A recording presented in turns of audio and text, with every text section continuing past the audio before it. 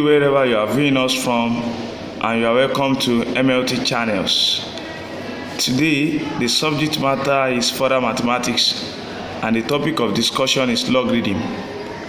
Then the performance objective of today's class is, by the end of class, learners should be able to derive the product rule of logarithm.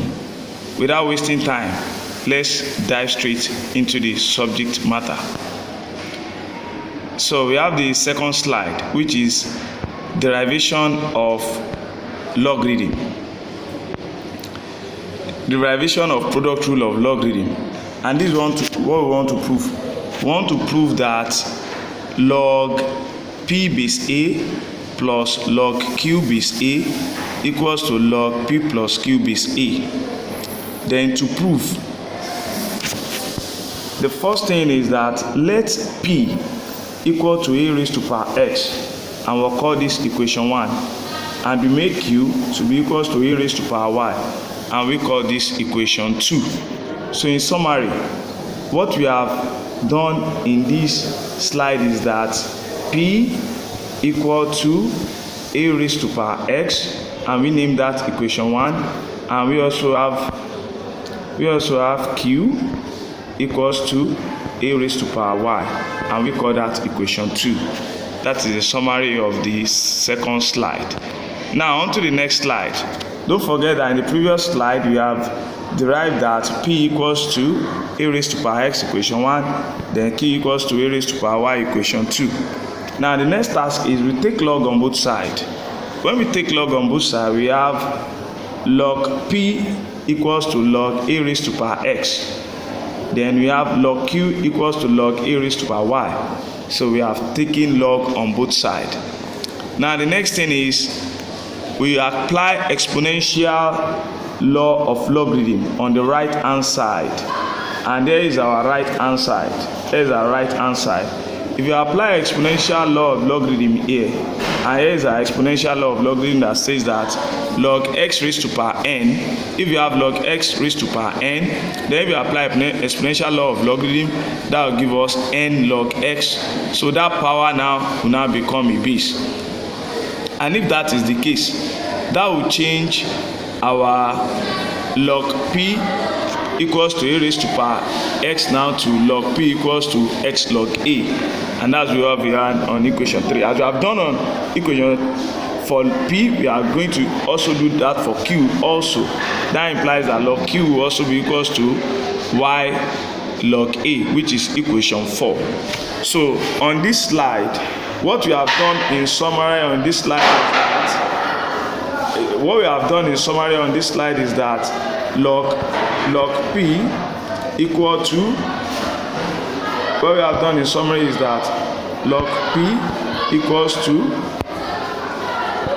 x log a, y log q equals to y log a. Now on to the next slide. Now this is where we stopped on the test slide. We have derived an expression for log p, which is equals to x log a, and we have also derived an expression for log q, which is equals to y log a. So the next task is now we make x and y the subject in equation 3 and equation 4. Then to make x the subject in equation 3, we divide both sides by log a, and if we divide both sides by log a, we will have log p over log a. What we have done in equation 3, we repeat also in equation 4. And to repeat that, we make y the subject of the matter in equation 4. Then if we make y the subject, that implies that we have to divide both sides by log a. Then if we do that, our y will be equals to log q over log a. Then log p over log a is what mathematicians write as log p base a, which we have here. Likewise, log q over log a is what mathematicians will write as log q base a, and that we also have at equation 4. So I hope this is self-explanatory and clear enough. Then let's continue on to the next slide. Now going to the next slide now, but don't forget that we have derived expression for both x and y in equation in equation 4, equation 5, and equation 6 respectively. And our x is equals to log p base a, while our y equal to log q base a. Now if that is the case, now we are deviating a bit since we have gotten expression for both x and y, and the next task is we multiply p by q. And recall that our p initially, we declare our p when we started to be a raised to power x, while we declare our q to be equals to a raised to power y. Now multiplying this, p multiplied by q, that will give us a raised to power x multiplied by a raised to power y. Then if you apply product rule of indices at the right hand side, which is a raised to power x multiplied by a raised to power y, then that will give us a raised to power x plus y. Now this a raised to power x plus y will now take log on equation 4. If we take log on both sides of equation 4, we take log base a on both sides of equation 4, then we have log a base a raised to power x multiplied by log a base a raised to power y, and that will be equals to log a raised to power x plus y base a. Then that is where we stop on the previous slide, equation 7. We are from the previous slide, we have established that log a raised to power x base a multiplied by log a raised to power y base a equals to log a raised to power x plus y base a. Now, applying exponential law here, if you apply exponential law here on this equation 7, then that will make x to come down here. If you apply exponential, and that's what we have here, we have x log a base a. Then also, if you apply exponential law here also, that will make y also to come down, and that's why we have y log a base a. And the same thing applicable to the way at the right hand side. If you apply exponential law there, that will make x plus y to come down as base, and that is x plus y log a base a. Then the next task is to apply the unit law.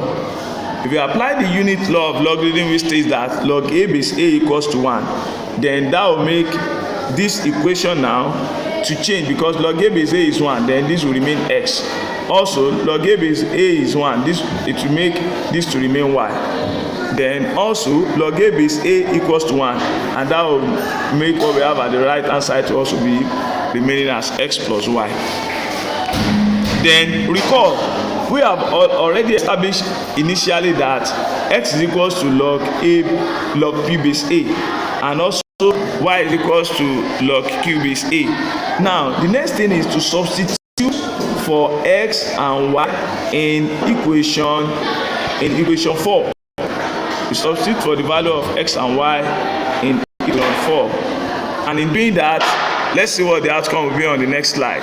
So that's what we have. We have x multiplied by y equals to x plus y. So we substitute for x and y. Then recall that x is equals to log p base a. Then y is equals to log p base a. Now, and that is equals to x again, log p base a, then y again, log p a. And that's what gives us equation 9.